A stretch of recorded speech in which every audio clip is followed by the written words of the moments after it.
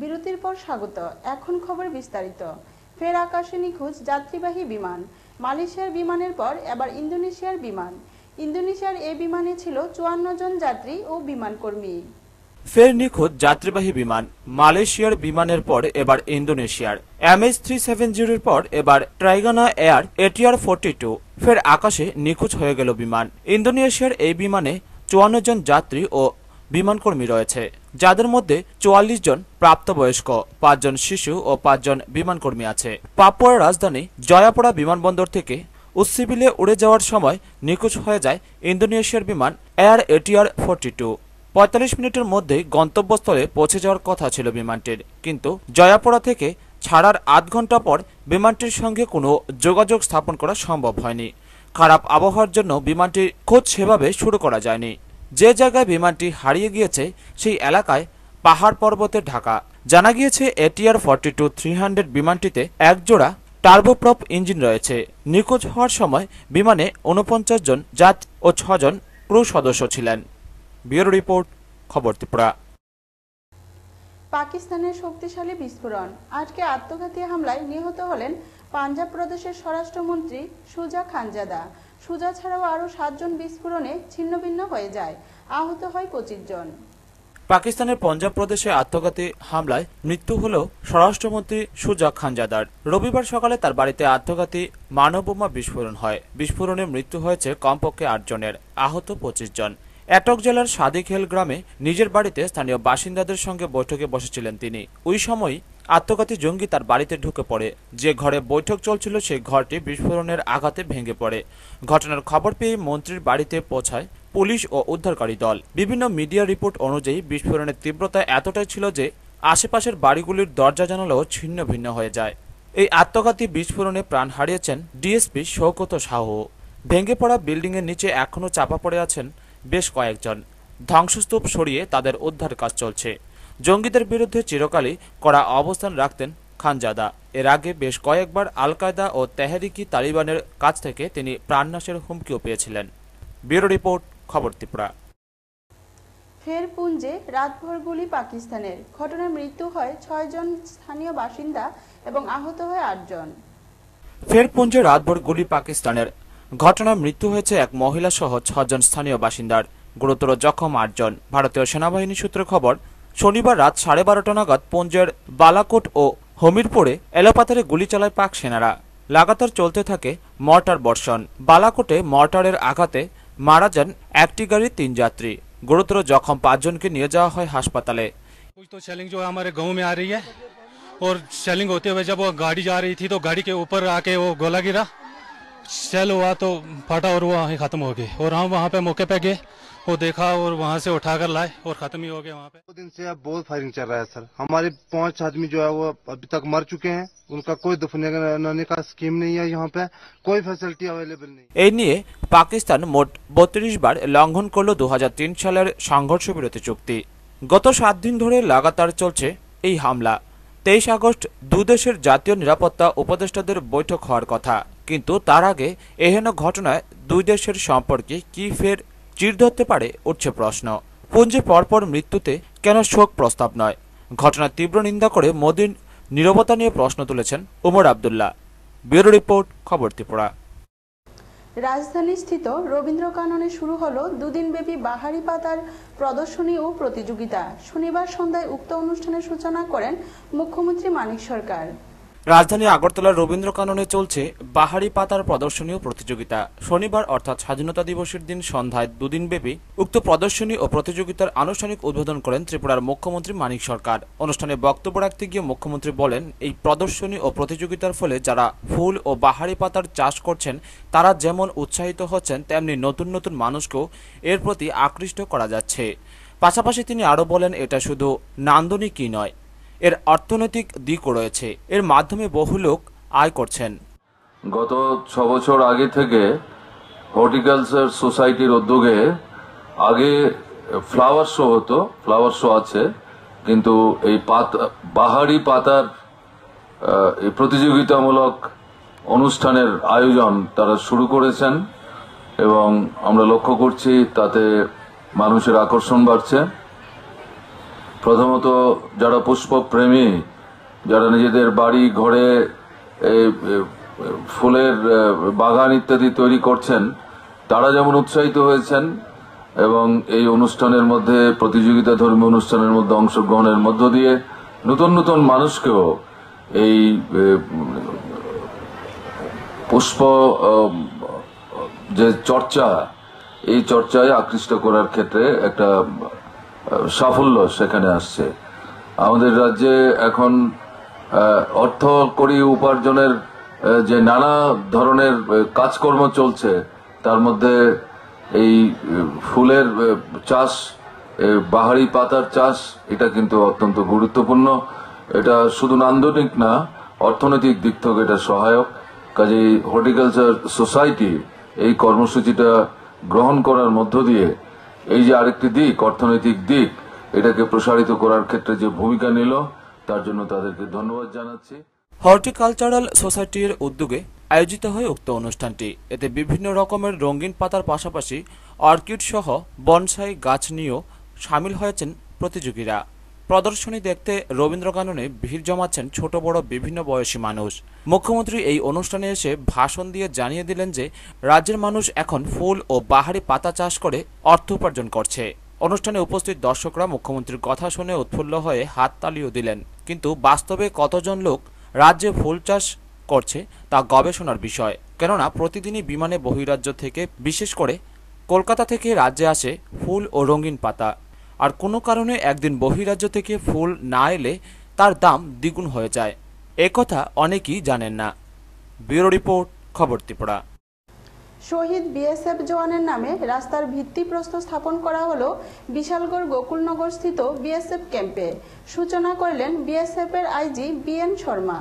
শহীদ BSF জওয়ানের নামে রাস্তার ভিত্তিপ্রস্তর স্থাপন করা হলো। সূচনা করলেন বিএসএফ এর আইজি বিএন শর্মা। শহীদ জওয়ানের নাম কার্তিক নারায়ণ ইসুর। বাড়ি পশ্চিমবঙ্গের কোচবিহার জেলার অন্তর্গত বলরামপুরের শেওড়াখাড়ি গ্রামে। 1989 সালে পশ্চিমবঙ্গের কদমতলা ট্রেনিং সেন্টারে প্রশিক্ষণ সেরে করিমগঞ্জের 27 নং ব্যাটালিয়নে যোগদান করে এরপর জম্মু কাশ্মীরে 2 বছর থেকে ত্রিপুরার তেলিয়ামুড়া ক্যাম্পে স্থানান্তরিত হয়েছে। 2000 সালে একদিন ডিউটিরত অবস্থায় পাহাড়ের পাদদেশে উগ্রপন্থীর অ্যাম্বুশের শিকার হয় কার্তিক নারায়ণ ইসুর। তার মাথায় ও বুকে 4টি গুলি লাগার ফলে ঘটনাস্থলেই তার মৃত্যু হয়। তার আত্মার শান্তির কামনার্থেই এবং তাকে চিরস্মরণীয় করে রাখতে শনিবার বেলা 11টায় বিশালগড় স্থিত গোকুলনগর বিএসএফ ক্যাম্পে এক অনুষ্ঠানের আয়োজন করা হয়। অনুষ্ঠানে তার মা জামিনিতা ইসুর হাতে সেনা মেডেল তুলে দেন আইজি বিএন শর্মা।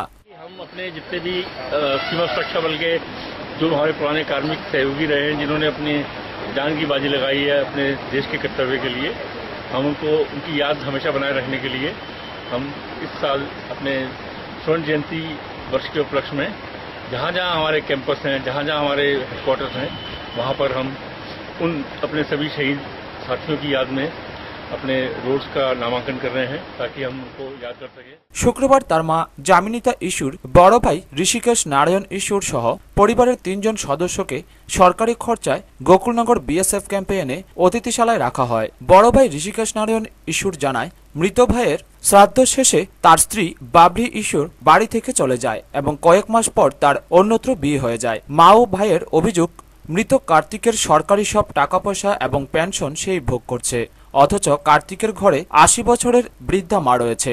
তারা যে কোনো সরকারি সাহায্যের দাবি জানিয়েছেন। ভাইয়ের নাম ছিল কার্তিক নারায়ণ ঈশ্বর। উগ্র ডিউটিতে যাচ্ছে, উগ্রপন্থী গুলিতে মারা যায়। আমাদের পরিবারের মধ্যে ওর ওয়াইফ ছিল, ওয়াইফ হেল্প করেছে সম্পূর্ণ, কিন্তু আমাদের যে বাবা মা এবং ভাই বোন ইত্যাদি আছে, এরা কোনো কিছু সরকারি সুযোগ সুবিধা বা বিএসএফ এর তরফ থেকে সুযোগ সুবিধা আমরা পাইনি।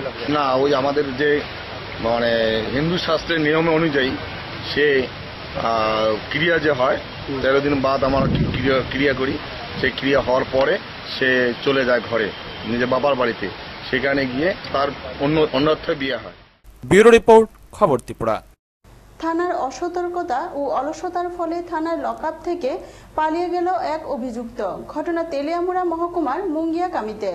ঘটনার 2 দিন পরও অধরা পলাতক। থানার অসতর্কতা ও অলসতার ফলে থানার লকআপ থেকে সেন্ট্রিকে ধাক্কা মেরে পালিয়ে গেল এক 498 অভিযুক্ত। ঘটনা তেলিয়ামুড়া মহকুমার মুঙ্গিয়াকামিতে। ঘটনা 2 দিন পেরিয়ে গেলেও পলাতক অভিযুক্তকে ধরতে পারেনি পুলিশ। ঘটনার বিবরণে জানা যায়, মঙ্গিয়াকামী থানাধীন রামকৃষ্ণপুর রাকেশ দেববর্মার বিরুদ্ধে ওনার স্ত্রীর উপর অত্যাচার, মানসিক নির্যাতন, হুমকি সহ গত 8ই আগস্ট 2015 তারিখে একটি মামলা করেন। যথারীতি 9ই আগস্ট প্রমাণপত্রের ভিত্তিতে মঙ্গিয়াকামী থানার পুলিশ রাকেশকে গ্রেপ্তার করে। ওই দিন রাতেই ফিল্মি কায়দায় শরীর অসুস্থ ও বমির অভিনয় করতে থাকলে সেন্ট্রি সুদর্শন দেবনাথ তাকে সাহায্য করতে চাইলে লকআপ খুলতেই সেন্ট্রিকে ধাক্কা ও লাথি মেরে রাকেশ পালিয়ে যায়। তবে ডিউটিরত অফিসার থাকা সত্ত্বেও কি করে সেন্ট্রি একা একা ঝুঁকি নিয়ে লকআপ খুলল? লকআপ খোলার আগে কি ডিউটি ইনচার্জ আদেশ দিয়েছিলেন? এ নিয়ে নানান প্রশ্ন উকি মারছে থানা এলাকা জুড়ে। কেনই বা কর্তব্যের এত গাফিলতি? খবর পেয়ে থানার উপস্থিত হন অতিরিক্ত খোয়াই জেলা পুলিশ ও এসডিপিও সহ অন্যান্যরা। চলছে তদন্ত ও তল্লাশি। নেওয়া হয়েছে তার বিরুদ্ধে আরও মামলা। ব্যুরো রিপোর্ট, খবর ত্রিপুরা। রেগার কাজ করতে গিয়ে শ্রমিকের কোদালের কোপে বেরিয়ে এলো প্রাচীন সভ্যতার নিদর্শন। ঘটনা বিশালগড় ব্লক অধীন কসবা পঞ্চায়েতের অন্তর্গত ঘোষপাড়া তালতলা এলাকায়। ঘটনা তদন্তে নেমেছে সিপাহীজলা জেলা প্রশাসন। রেগার কাজ করতে গিয়ে শ্রমিকদের কোদালের কোপে বেরিয়ে এলো প্রাচীন সভ্যতার নিদর্শন। তবে এটি প্রাচীনকালের মন্দির, মঠ না সওদাগরের কোনো আবাসস্থল ঠিক করে বলতে পারছে না কেউই। তবে এটি যে অতি প্রাচীনকালে নির্মাণ করা হয়েছে তা বলছে সকলেই। ঘটনা তদন্তে নেমেছে সিপাহীজলা জেলা প্রশাসন। ঘটনা বিশালগড় ব্লক অধীন কসবা পঞ্চায়েতের অন্তর্গত ঘোষপাড়ার তালতলা এলাকায়। ঘটনার বিবরণে প্রকাশ, কসবা পঞ্চায়েতের 6 নং ওয়ার্ডের রেগা শ্রমিকরা হরেন্দ্র দেববর্মার উঁচু জায়গার মাটি কেটে সমতল করা অবস্থায় কোদালের কোপে বেরিয়ে আসে পাকা দেওয়াল আকৃতির চিহ্ন। যতই মাটি কেটে গর্ত করা হচ্ছে ততই দেখা যাচ্ছে দেওয়ালের নিচের অংশ আরও গভীরে। সমস্ত রেগা শ্রমিকরা থমকে গিয়ে পঞ্চায়েতের সচিবকে বিষয়টি জানান। এরই মধ্যে খবর পেয়ে মুহূর্তেই ছুটে আসে কসবা সহ গোটা বিশালগড় এলাকার লোকজন। অ্যাকচুয়ালি এখানে মানে জিনিসটা হচ্ছে যেমন এখানে প্রাচীন সভ্যতার মধ্যে জিনিসটা এরকম দাঁড়ানো সবার ধারণা আর কি, কিন্তু এটা সবাই একদম রিয়েল ভাবে কইতে পারতেছে না যে এটা প্রাচীন সভ্যতারই সম্পদ। কিন্তু এটার মধ্যে মানে সবাই ধারণা করছে যে এটা আপনার প্রাচীন সভ্যতার এই জিনিসগুলি। তো আপনি এখন কি দেখছেন?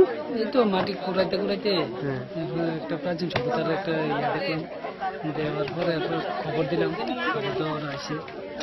আমার তো মনে হইতেছে এটা হয়তো মন্দির আর নাহলে একটা কিছু সম্ভবত মন্দিরের মতো দেওয়া হয়েছে। ছুটে আসেন জেলার অতিরিক্ত জেলা শাসক DK চাকমা, মহকুমা শাসক প্রসূন সহ অন্যান্য সরকারি আধিকারিকরা। অতিরিক্ত জেলাশাসক জানান, তদন্ত শেষ না হলে এই মুহূর্তে কিছুই বলা যাবে না। তবে এটি যে কোনো প্রত্নতাত্ত্বিক নিদর্শন তা নিজ মুখে স্বীকার করেছেন। তিনি আরও বলেন, এর মধ্যে থেকে কিছু ইটের টুকরো ল্যাবরেটরিতে পরীক্ষা নিরীক্ষার পর সত্যটা বেরিয়ে আসবে। এটা ইটগুলো যে শেপগুলো দেখা যাচ্ছে এগুলো অনেক পুরনো মনে হয়। বর্তমান যুগের যে ইট সেই ইটের সঙ্গে এটা তুলনা হয় না। এবং যে ওয়ালের মতন একটা দেখা যাচ্ছে কাজের সাইডে, ওটাতে কোনো সিমেন্ট মিক্সড কাজ হয়নি বলে আমার ধারণা। কিন্তু এই এলাকা একটা বিস্তীর্ণ এলাকা, এই এলাকায় যদি আরো খনন করে কিছু পাওয়া যায় তাহলে নিশ্চিত করে কিছু বলা যাবে। কিন্তু আপাতত আমার মনে হচ্ছে এটা নিশ্চিতভাবে বলা সম্ভব হবে না। এবং যে ইটগুলো আছে এগুলিতে ল্যাবরেটরিতে নিয়ে যদি পরীক্ষা করা হয়, এটা কত বছর পুরনো, এটা কি কোনো এখানে সভ্যতা আগে গড়ে উঠেছিল কিনা, এটার জন্য পুরোপুরি পরীক্ষা করা দরকার। ব্যুরো রিপোর্ট, খবর ত্রিপুরা। সারা দেশ এবং ত্রিপুরা রাজ্যের গর্ব কমলাসাগর মিয়াপাড়ার চা বাগান এলাকার সাধারণ পরিবারের ছেলে রিপন মিয়া পুনে শহরে সদ্য সমাপ্ত 6ষ্ঠ এশিয়ান কিকবক্সিং প্রতিযোগিতায় ভারতের হয়ে রৌপ্য পদক অর্জন করেন রিপন মিয়া। সারা দেশ এবং ত্রিপুরা রাজ্যের গর্ব কমলাসাগর মিয়াপাড়ার চা বাগান এলাকার সাধারণ পরিবারের রিপন মিয়া পুনে শহরে সদ্য সমাপ্ত 6ষ্ঠ এশিয়ান কিকবক্সিং প্রতিযোগিতায় ভারতের হয়ে রৌপ্য পদক অর্জন করেন রিপন মিয়া। এশিয়ান কিকবক্সিং প্রতিযোগিতায় মোট 16টি দেশ অংশগ্রহণ করে। ভারতের হয়ে ত্রিপুরা থেকে মোট 3 জন অংশ নেয় তাতে, যার মধ্যে সাধারণ পরিবারের ছেলে রিপন মিয়া রৌপ্য পদক অর্জন করে সারা দেশের সাথে ত্রিপুরার নাম উজ্জ্বল করে রেখেছে। ছোটবেলা 5 বছর বয়সে রিপনের বাবা দেলোয়ার হোসেন মারা যায়। অতি দরিদ্র পরিবারে জন্মগ্রহণ করলে তার মা অনেক কষ্ট করে তাকে লালন পালন করে বড় করেন। পরবর্তী সময়ে মিয়াপাড়া চা বাগানে একটি বাড়ি করেন রিপন মিয়া। তার ছোটবেলা থেকেই বেশ উৎসাহ ছিল কিক বক্সিংয়ে। জাতীয় স্তরে হরিয়ানা থেকে স্বর্ণপদক ও গোয়া থেকেও অর্জন করেন এবং 2টি রৌপ্য পদক ছাড়াও 4টি ব্রোঞ্জ পদক অর্জন। তাছাড়া রাজ্যের মধ্যে থেকে 20টি বিভিন্ন পদক অর্জন তার খাতায় রয়েছে। তিনি বলেন, তার এই সাফল্যের পেছনে সবচেয়ে বেশি অবদান রয়েছে রাজ্য অ্যাসোসিয়েশনের সম্পাদক তথা কোচ পিনাকি চক্রবর্তীর। রিপন মিয়া আরও জানান, আমার স্বপ্ন আগামী দিনে ভারতের হয়ে ছোট রাজ্য ত্রিপুরা থেকে স্বর্ণপদক অর্জন করা। যদিও এখন পর্যন্ত রাজ্য সরকার থেকে পদকজয়ীদের কোনো শুভেচ্ছা বার্তা অথবা সংবর্ধনা দেওয়া হয়নি। আমি কমলাসাগর মিয়াপাড়ার সাধারণ পরিবারের একজন ছেলে। এই পরিবার থেকে আমি দীর্ঘদিন ধরে খেলার পরে এতটুকু সাফল্যের মধ্যে বর্তমানে আছি। তো আমার কোচের অসংখ্য পরিশ্রমের ফলে আমি আজকে এতটুকু দ্রুত খেলাধুলা করার মতন সুযোগ সুবিধা। ত্রিপুরার কোন জায়গায় খেলেছেন? ত্রিপুরার আমি হরিয়ানা খেলছি, দিল্লি খেলছি, গোয়া খেলছি। মেডেল পেয়েছেন? হ্যাঁ, গোয়াতে আমি চ্যাম্পিয়ন হয়েছি 2013 গোল্ড মেডেলিস্ট, নর্থ ইস্টে আমি ব্রোঞ্জ মেডেলিস্ট 2007-9। হরিয়ানাতে আমি 2013 আমি চ্যাম্পিয়ন। টোটাল নর্থ ইস্টে কটা চ্যাম্পিয়ন হয়েছে? তো গোল্ড মেডেলিস্ট চ্যাম্পিয়ন 2টি, একটি সিলভার রূপো পদক, 4টি ব্রোঞ্জ। পুনে শহরে 94 কেজি মাইনাস ক্যাটাগরি হয়ে রৌপ্য পদক অর্জন করেন রিপন মিয়া। ব্যুরো রিপোর্ট, খবর ত্রিপুরা। চলতি বর্ষার মৌসুমে কাঠালিয়া রেঞ্জ এলাকায় 5টি প্লটে মোট 58 হেক্টর রিজার্ভ ফরেস্ট টিলাভূমিতে বনায়নের কাজ চলছে দ্রুতগতিতে। কাঠালিয়া রেঞ্জ এলাকায় চলতি বর্ষা মরশুমে 5টি প্লটে মোট 58 হেক্টর রিজার্ভ ফরেস্ট টিলাভূমিতে বনায়নের কাজ দ্রুত এগিয়ে চলছে। এতে বন দপ্তরের প্রাথমিকভাবে ব্যয় ধরা হয়েছে 13,56,000 টাকা। বিগত 1 মাস ধরে দপ্তরের কর্মীরা বিভিন্ন প্লটে বাগান নির্মাণ কাজে শ্রমিক নিয়ে ব্যতিব্যস্ত। এখন ইতিমধ্যে রেঞ্জ এলাকার কালাপানিয়া যাত্রাপুর পঞ্চায়েত এলাকার বনকুমারী, কাঠালিয়া পঞ্চায়েত এলাকার খাদ্দাখোলায়, দক্ষিণ তৈবন্দাল ভিলেজের শুকনাছড়া এলাকায়, কেকেনগর এবং দক্ষিণ মহেশপুর কাকরি নদীর পূর্ব পারে বিস্তীর্ণ টিলাভূমি ও কাকরি নদীর পাড় ভাঙ্গন রোধে বৃক্ষরোপণ কর্মসূচি হাতে নিয়ে জেএফএমসি কমিটি গঠনের মাধ্যমে এই বনায়ন সৃষ্টির প্রক্রিয়া চলছে। বন দপ্তর সূত্রে জানা গেছে, সপ্তাহকালের মধ্যে জঙ্গল পরিষ্কার করে নানা প্রজাতির চারা গাছ রোপণের কাজ শেষ করা সম্ভব হবে। এ ব্যাপারে রেঞ্জ অফিসার সুধীর সরকার জানান, কাকরি নদীর পূর্ব প্রান্তে 15 হেক্টর টিলাভূমিতে উন্নত মানের ম্যানজিয়াম গাছের 24,000 চারা লাগানোর কাজ চলছে। তারপরই বাগান নিরাপত্তার জন্য শুরু হবে কাঁটাতারের বেষ্টনী দেওয়ার প্রক্রিয়া। দ্রুত বেড়া দেওয়া সম্ভব না হলে গরু ছাগলের হাত থেকে রক্ষা করা কঠিন হয়ে দাঁড়াবে। এদিকে এলাকাবাসীর অভিমত, বন দপ্তরের উদ্যোগে প্রতি বছরই লক্ষ লক্ষ টাকা ব্যয় করে বাগান করা হয়, কিন্তু নিরাপত্তার অভাবে বাগান আর হয় না। এখন দেখার বিষয় প্রাকৃতিক ও পরিবেশগত ভারসাম্য রক্ষায় বৃক্ষরোপণের ভূমিকা যেমন দপ্তরের ব্যাপক ও সুদূর প্রসারী ব্যয়বহুল, বাস্তবে কতটা আন্তরিকতা ও রক্ষণাবেক্ষণে গুরুত্ব পায় দপ্তরের কর্মী ও জেএফএমসি কমিটিগুলোর, সেটা সময়ই বলবে। আমি বলেছি যে এখানে আমাদের গভর্নমেন্ট, আমাদের ডিপার্টমেন্ট 15 হেক্টর মিশ্র প্রজাতি এবং বাঁশ সহকারে বাগান দেওয়া হয়েছে। এখন আমি দ্রুত গতিতে কাজ শেষ করে লাইতেছি। 80% আমার কাজ শেষের পথে। এখন আমার ডিপার্টমেন্ট যদি উদ্যোগ নেয় যে ফেন্সি বেড়াটা, তাহলে আমি এই এখানে যেই টাকা খরচ করা হয়েছে সেই টাকার ফলটা যাতে আমি রাখতে পারি, সেই ব্যবস্থা যাতে আমার ডিপার্টমেন্ট করতে পারে, অতি সত্বর যাতে আমার এই ফেন্সি বেড়াটা। নারায়ণ বৈদ্যের রিপোর্ট, খবর ত্রিপুরা। গভীর রাতে স্কুলের ভেতর প্রবেশ করে ছাত্রীবাসের প্রাচীর টপকে যাওয়ার সময় এক যুবককে আটক করে স্কুলের নাইট গার্ড। পরে পুলিশের হাতে তুলে দেওয়া হয় অভিযুক্তকে। ঘটনাটি ঘটে তেলিয়ামুড়া দ্বাদশ শ্রেণী বিদ্যালয়ের বালিকা হোস্টেলে। সংবাদে জানা গিয়েছে, শনিবার রাত আনুমানিক 2টা নাগাদ তেলিয়ামুড়া থানার দশমীঘাট এলাকার প্রফুল্ল দাসের ছেলে গৌতম দাস বিদ্যালয়ে প্রবেশ করে। বিদ্যালয়ের গণ্ডির মধ্যে থাকা দূর দূরান্ত থেকে আগত বালিকাদের থাকার হোস্টেল। তেলিয়ামুড়া বিভিন্ন প্রান্ত থেকে পঠন পাঠন করতে আসে ছাত্রছাত্রীরা। তাদের থাকার জন্য স্কুল চত্বরে নির্মাণ করা হয় ছাত্রীনিবাসের। এমনকি ছাত্রীনিবাসের চারপাশে রয়েছে বিশাল আকার প্রাচীর। এদিন রাতে দশমীঘাট এলাকার যুবক গৌতম দাস বিশাল আকার প্রাচীর অতিক্রম করে ছাত্রীনিবাসে ঢোকার চেষ্টা করে। স্কুলের নৈশকালীন পাহারাদার ঘটনাটি প্রত্যক্ষ করে গৌতমকে হাতে নাতে ধরে ফেলে। পরে ছাত্রীনিবাসের দায়িত্বে থাকা প্রতিমা দেববর্মাকে বিষয়টি জানায়। প্রতিমা দেববর্মা স্কুল ম্যানেজিং কমিটিকে উক্ত বিষয়টি অবগত করলে সিদ্ধান্ত হয় গৌতম দাসকে পুলিশের হাতে তুলে দেবার। এদিকে পুলিশ অভিযোগ পেয়ে গৌতম দাসকে গারদে ঢুকিয়ে দেয়। রবিবার সকালে বদ উদ্দেশ্য নিয়ে প্রবেশ করার অভিযোগে তাকে খোয়াই আদালতে সোপর্দ করা হয়। 2টা নাগাদ আমাদেরকে খবর দিয়ে যে তেলিমুড়া দ্বাদশ শ্রেণী বিদ্যালয়ের গার্লস হোস্টেলে একটা গৌতম দাস নামে একটা লোক প্রবেশ করেছে অসৎ উদ্দেশ্য নিয়ে। তখন ওখানকার যে হোস্টেল যে গার্ড উনি ওই গৌতম দাসকে ডিটেইন করেছেন এবং পরবর্তী সময়ে স্কুলের যে হোস্টেল ইনচার্জ শ্রীমতী প্রতিমা দেববর্মাকে খবর দেওয়ার পর উনিও এসএমসির মেম্বারকে জানিয়েছেন এবং পরবর্তী সময় তারা ঘটনাস্থলে আসে এবং আমাদেরকে একটা কমপ্লেন দেয়। সেই অনুসারে আমরা সেই গৌতম দাসকে হ্যান্ড ওভার করার পর আমরা তাকে অ্যারেস্ট করি এবং আজকে আমরা ওকে খোয়াই কোর্টে পাঠিয়ে দিই। ব্যুরো রিপোর্ট, খবর ত্রিপুরা। খবর শেষ করার আগে আবারও দেখে নিচ্ছি খবর শিরোনাম। খবর শিরোনাম নিবেদন করছে স্লিপসেট তাই লাইফ সুপারহিট।